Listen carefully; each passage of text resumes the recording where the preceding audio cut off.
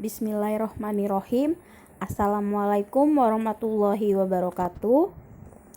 Baiklah, di sini kita akan memasuki bab baru tentang fluida.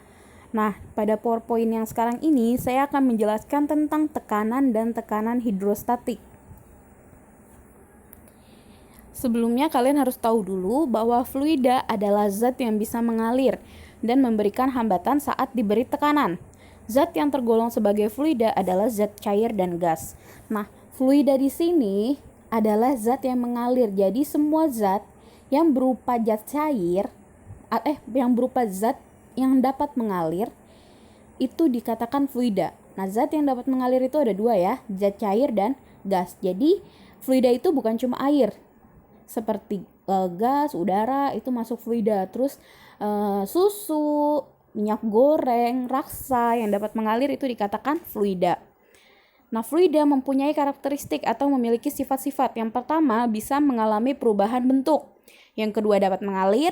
Yang ketiga, memiliki kemampuan untuk menempati suatu wadah atau ruang.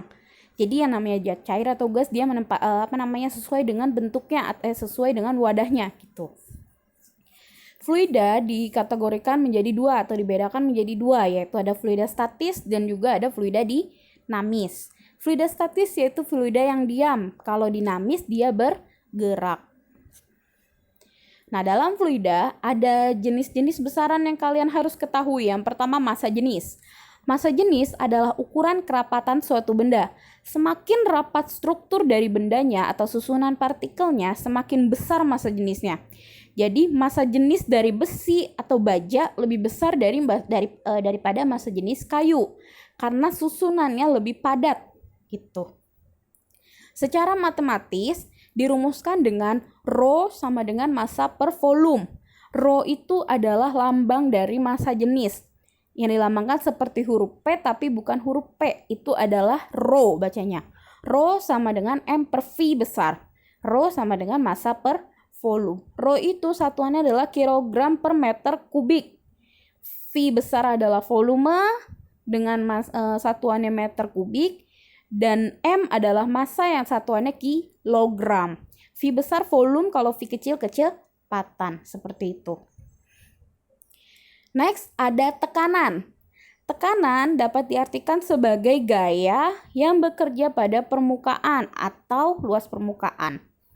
Makanya tekanan atau P besar dirumuskan secara matematis dirumuskan P sama dengan F per A, dengan P adalah tekanan yang satuannya Newton per meter persegi atau Pascal. Jadi 1 Newton per meter persegi itu sama dengan 1 Pascal. F adalah gaya, satuannya Newton, dan A adalah luas penampang, satuannya meter persegi, seperti itu. Jadi P sama dengan F per A. Contohnya, sebuah benda seberat 40 Newton, 40 Newton diletakkan di atas meja. Jika luas alas penampang suatu benda tersebut adalah 20 cm persegi, maka besar tekanan yang diberikan benda tersebut terhadap meja adalah, diketahui sebuah benda beratnya 40 Newton, berarti 40 Newton adalah gaya. F sama dengan 40 Newton, diletakkan di atas meja. Jika luas penampang benda tersebut 20 cm persegi, berarti luas penampang benda, maka A sama dengan 20 cm persegi, sama dengan 0,002 meter persegi. Karena ada perseginya, satu kali naik itu dibagi 100 karena persegi. Berarti kalau 2 kali naik dibagi 10.000. 20 cm persegi dibagi 10.000 sama dengan 0,002 meter persegi. Karena pangkat 2 ya, jadi satu kalinya 1000. Kalau nggak ada pangkat 2-nya, satu kalinya 10 aja. Karena cm ke meter 2 kali naik, satu kalinya 100, makanya kalau 2 kali jadi 10.000. Kayak gitu.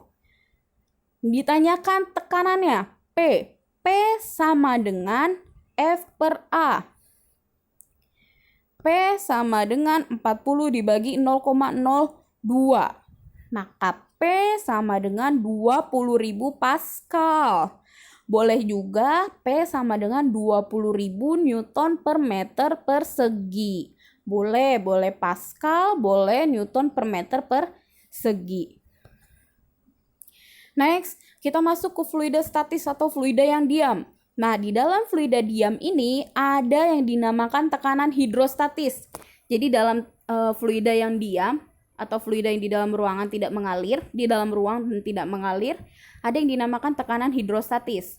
Tekanan hidrostatis adalah tekanan yang disebabkan oleh adanya berat fluida yang tidak bergerak. Jadi fluidanya nggak bergerak. Secara matematis dirumuskan dengan P sama dengan rho GH.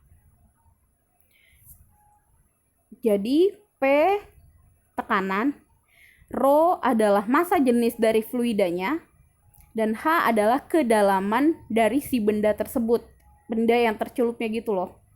Nah, penjumlahan tekanan hidrostatis dengan tekanan udara itu akan menghasilkan tekanan baru yang disebut tekanan mutlak. Tekanan mutlak dirumuskan dengan PT atau P total atau tekanan mutlak sama dengan P0. P0 itu adalah tekanan udara atau tekanan atmosfer ditambahkan dengan tekanan hidrostatis. Makanya PT sama dengan P0 plus rho GH karena P total atau tekanan mutlak sama dengan tekanan atmosfer ditambah dengan tekanan hidrostatis. Seperti itu. Contoh soal. Seekor ikan berada pada kedalaman 15 meter di bawah permukaan air. Jadi ikannya berenang di dalam air sejauh 15 meter dari permukaan. Jika massa jenis airnya adalah 1000, percepatan gravitasinya 10, dan tekanan udara di luar, berarti tekanan atmosfernya adalah 10 pangkat 5, tentukan tekanan hidrostatisnya sama tekanan total. Diketahui H-nya adalah 15 meter. Rho-nya adalah 1000 kg per meter persegi, massa jenis ya. Percepatan gravitasi berarti G sama dengan 10. Tekanan di udara, tekanan atmosfernya adalah P0-nya 10 pangkat 5. Yang ditanyakan adalah pH atau P hidrostatis dengan PT atau tekanan mutlak. Jawab. Yang A, tekanan hidrostatis berarti rumusnya rho GH, rho dikali G dikali H, atau massa jenis dikali gravitasi dikali ketinggian. Kalikan semuanya karena satuannya udah benar. 1000 dikali 10 dikali 15 sama dengan 150.000. 150.000 sama dengan 1,5 kali 10 pangkat 5 Pascal atau 1,5 kali 10 pangkat 5 Newton per meter persegi. Nah, yang kedua ditanyakan tekanan total atau tekanan mutlaknya. T sama dengan P hidrostatis ditambah tekanan atmosfer. Sehingga 150.000 ditambah 10 pangkat 5 itu adalah 10 kali 10 kali 10 kali 10 dikali 10, pokoknya 10-nya 5 kali. Sehingga jadinya adalah 100.000. Nolnya ada 5 ya. Nol ada 5 berarti 100.000. Berarti 150.000 ditambah 100.000 sama dengan 250.000. Makanya di situ saya kecilin jadi 1,5 kali 10 pangkat 5 ditambah 10 pangkat 5.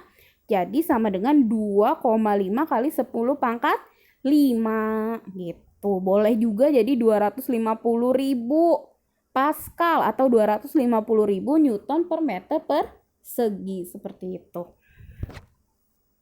Nah, ini latihan soalnya, silakan dikerjakan, jangan lupa dikirimkan jawabannya di foto ke Google Classroom ya. Oke, terima kasih atas perhatiannya. Sampai jumpa di pertemuan fisika berikutnya. Wassalamualaikum warahmatullahi wabarakatuh.